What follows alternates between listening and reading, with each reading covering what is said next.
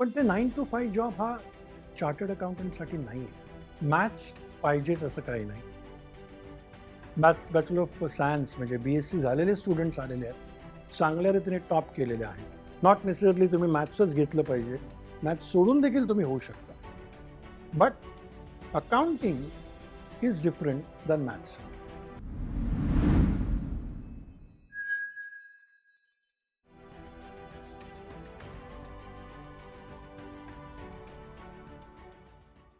Chartered accountant बनण्यासाठी कोणते शिक्षण घ्यावे?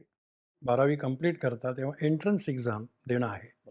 ती एंट्रन्स एक्झाम दिल्यानंतर जर तुम्हाला ते पर्सेंटेज मिळाले 50% देन यू पास.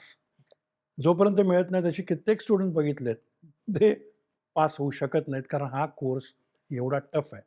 तुम्ही ती एक्झाम दिल्यावर इंटर जे आम्ही आमच्यावाले होते ती देखील एक्झाम इंटरमिजिएट IPCC म्हणतात. त्याचा एक ग्रुप पास झाल्याशिवाय तुम्हाला आर्टिकल्स करता येत नाही. तो एक ग्रुप झाल्यानंतर 3 वर्षाचं आर्टिकलशिप आहे.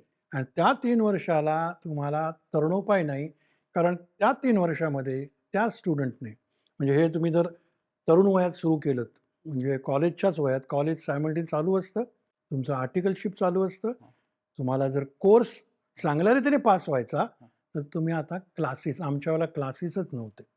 Without classes we could do it.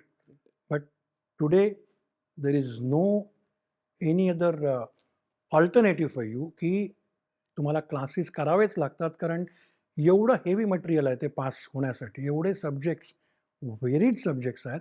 ते दिवसाचे 24 तास कमी पडतील असं ते गणित आहे. चार्टर्ड अकाउंटंट बनण्यासाठी गणित महत्त्वाचे आहे का? मॅथ्स पाहिजेच असं काही नाही. बॅचलर ऑफ सायन्स म्हणजे BSc झालेले स्टुडंट्स आलेले आहेत. चांगल्या रीतीने टॉप केलेले आहेत. नॉट नेसेसरली तुम्ही मॅथ्सच घेतलं पाहिजे. मॅथ्स सोडून देखील तुम्ही होऊ शकता. But accounting is different than maths. त्यातली आकडेमोड ही तिथे मॅथ्स पाहिजे. पण आम्ही करत असताना मी हाताने करायचो. तो पार्ट गेला आहे. आज तुम्हाला कॅल्क्युलेटर्स आहेत, बाकीचे एवढे पॅकेजेस आहेत, त्याच्यामध्ये ते ऑटोमॅटिकली होऊन जातं. चार्टर्ड अकाउंटंट झाल्यानंतर लगेचच स्वतःचा व्यवसाय करावा की नोकरी करावी? जेव्हा स्टार्ट प्रॅक्टिस करतो एखादा माणूस, तेव्हा दोन्ही ऑप्शन्स आहेत. तुम्ही जॉब पण घेऊ शकता. त्याच्यात आहे 9 to 5 जॉब केला, पण ते 9 to 5 जॉब हा चार्टर्ड अकाउंटंटसाठी नाही आहे. या प्रोफेशनचं एकच वैशिष्ट्य आहे, जे प्रत्येक त्या माणसाची बायको त्यांना सांगेल तुम्हाला, की हा माणूस जेव्हा चार्टर्ड अकाउंटंट म्हणून प्रॅक्टिस करतो किंवा जॉब करतो, हा 9 to 5 होऊच शकत नाही. क्या बात! कारण टायमिंगचं बंधन नाही, कारण त्याला एवढ्या डेप्थमध्ये जायला लागतं. म्हणजे अकाउंट्स डेडलाईन सांभाळायला लागतात. एक अकाउंट्स लिहिणं किंवा ऑडिटिंग हा जो प्रकार गेल्यानंतर एवढ्या डीप तुम्हाला टाईम द्यायला लागतो आणि तो टाईम दिला नाही तर तुमचं रीडिंग तुम्हाला वाढवायला लागतं. तो तुम्हाला सतत अलर्ट राहायला लागतं. चार्टर्ड अकाउंटंट झाल्यावर या क्षेत्रात कोणत्या वेगवेगळ्या संधी उपलब्ध आहेत? ह्याच्यात स्पेशलाइज्ड जॉब्स आहेत. म्हणजे bank audits, internal audits, forensic audits म्हणजे जिकडे फ्रॉड होतात, त्या फ्रॉडला डिटेक्ट करण्यासाठी जे ऑडिट्स आहेत, ही स्पेशलाइज्ड लोकं आहेत. ही गव्हर्नमेंट स्कीमची ॲडवायझरी ही स्पेशलाइज्ड आहे. कारण ते जर तुम्हाला करायचं असेल, तर you can't concentrate on routine practice of taxation or audits. Chartered अकाउंटंटची परीक्षा पास न झालेल्या विद्यार्थ्यांना दुसरे कोणते पर्याय उपलब्ध आहेत? जर पास नाही झाला, तर त्याला अकाउंट्स लिहिण्यापासून बाकीच्या कन्सल्टन्सी, तो फक्त पास नाही झाला एक्झाम. माझ्याकडे असे माझे स्टुडंट्स आहेत. हां. पण तो माणूस सिग्नेचर करू शकत नाही ऑडिट रिपोर्टवर. पण बाकी सगळ्या गोष्टी करू शकतो. प्रिपेअर करून देऊ शकतो. सगळं करू शकतो. अकाउंट फायनलायझेशन म्हणा, टॅक्सेशन म्हणा, तुम्हाला गाईडन्स म्हणा, everything, everybody can do it. एखादा माणूस जेव्हा पास होत नाही, तो 3 वर्ष त्याने आर्टिकल्स केलेली आहेत. आणि काही असे स्टुडंट्स असतात, की जे पास व्हायला थोडा वेळ गेल्यानंतर they continue with the same firm. असं पण असू शकतं. त्यामुळे त्यांचा एक्सपिरियन्स हा 3पेक्षा 6 वर्ष पण होऊ शकतो. ऑटोपार्ट you can take a job आणि तो जॉब तुम्हाला डेफिनेटली चांगल्या पद्धतीने मिळू शकतो.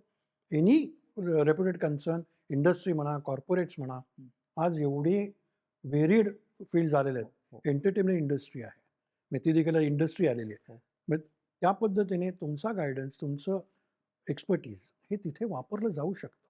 कॉमर्स क्षेत्रात चार्टर्ड अकाउंटंट व्यतिरिक्त आणखी कोणते पर्याय उपलब्ध आहेत?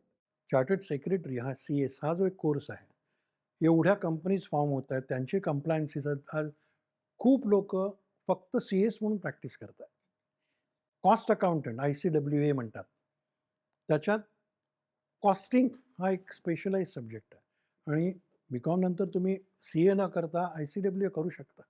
नंतर सर्टिफाईड इंटरनल ऑडिटर्स ही एक आहे. सीमा हा एक कोर्स आहे. म्हणजे chartered institute of management accountants. तो सीमा आणखीन एक कोर्स वेगळा आहे. आज तुम्ही इथेच असे CA नाही झालात, समजा अमेरिकेत गेला तर CPA इक्विव्हॅलंट टू. त्याच्यानंतर तुम्ही ॲडवायझरीमध्ये जाऊ शकता. बिझनेस ॲडवायझरी आहे. देन इन्शुरन्स सेक्टर एक आहे, तिकडे ॲडवायझरी आहे. फायनान्शियल ॲडवायझरी आहेत, इन्व्हेस्टमेंट ॲडवायझरी आहेत. सो व्हेरिड. नंतर CFA आहे. CFA ही चार्टर्ड फायनान्शियल ॲनालिस्ट.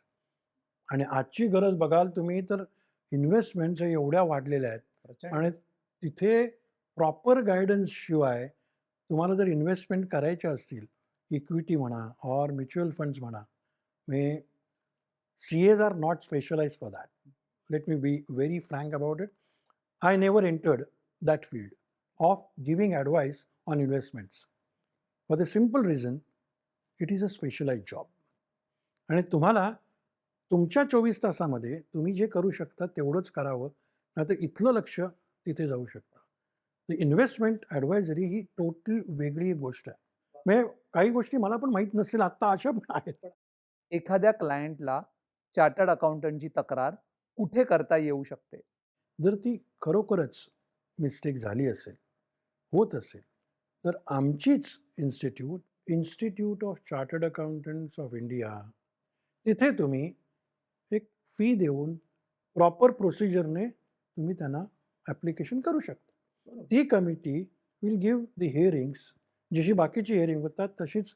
आणि professional ethics is the underline principle of any chartered accountant.